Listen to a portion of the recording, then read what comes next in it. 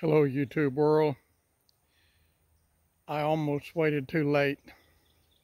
It is late in the evening. The sun is starting to go down. I should have done this video early today.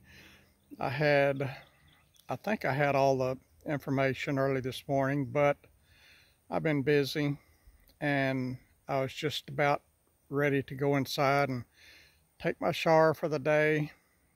And I thought I better get the video done so I can get it hopefully uploaded. And if you think I'm wearing the same shirt I wore last night, you're right. I put it on after my shower last night and I've worn it all day today, and it's dirty, so it's coming off shortly, and tomorrow I'll have a new shirt. Not a new shirt, but a clean shirt. We're going to talk about the election some more, y'all. There's been a lot happening, and I'm trying to stay focused here on sharing the gospel of Jesus Christ and pointing the way to the cross, to the sick and dying world that's out there. And what does all this election have to do with that? Well, in a roundabout way, it does, because America is God's country. This country was founded on Christian principles. Its founding fathers were Christians. They believed in prayer in schools. The country was started right, and God blessed this country because of the foundation that it was built on. And all of that is changing over the years. It gets a little bit worse and worse and worse, and it's to the point now that God has just about been kicked out of everything, and they're wanting to kick the Christians out too. So it really has a lot to do with God and salvation and Jesus and holiness and doing what's right versus doing what's wrong. And that is why I have been in politics so heavily for so many years, trying to get the good guys and gals elected, trying to keep evil out of this country. And for the most part, I've done good until this year. And this year, my record hadn't been so good.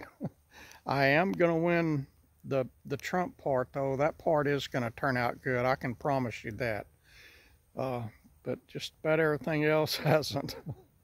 And I've had my life threatened this year. I've never had my life threatened before in regards to politics. This year I have. And so things have changed a lot. And I said after the primary in March, the primary election in March, I said I was done with politics. I was getting out.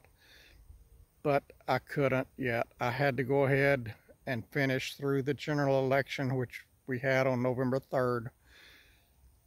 And I am finished with politics, but I've got to see this election through. It should have been finished, and had evil not crept into it, it would have been finished already, and Trump would have been declared the winner already, instead of Biden falsely being proclaimed the winner, because they're still counting votes, and there's a lot of votes that needs to be recounted because there is so much fraud evident out there now that really a lot of vote recounting needs to be done. And the Dominion voting machines are corrupt. Any county in America that use those needs to be recounted. Those things were designed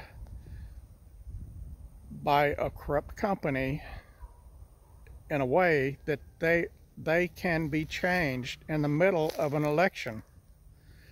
If it appears that a certain person is not winning, then they can reprogram that thing over the internet and have it count votes in favor of whoever's paying them, or whoever the bad person is, that is wanting the votes. And in this case, it is Biden. It sure appears. The Dominion voting machines were online the night of the election. They didn't have to be, because they can do what they're intended to do, is count the votes offline, but they were online, which means that the programmers could go in there while they were online and rig the election. And that sure looks like what has happened.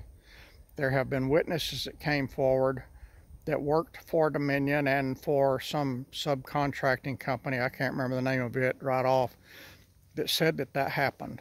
And if you'll remember, on election night, Trump was way far ahead in Pennsylvania. And then all of a sudden, the counting stopped. It just stopped. And then when they came back a couple of days later, he was way far behind. And it is being suggested, and I believe, that those couple of days that it was nothing reported there, Dominion did their recalculating, did their reprogramming, and garnered enough votes to put Biden way ahead. Anyway, the whole thing is a mess. It ain't over till it's over. I've got 3 links, 3 videos. I'm going to put links down below for you to listen to, and I hope you'll listen to them, especially if you have questions about the validity of this election. Listen to these links. They were good, and I think all of them, one of them was yesterday, I think, and 2 of them were today. The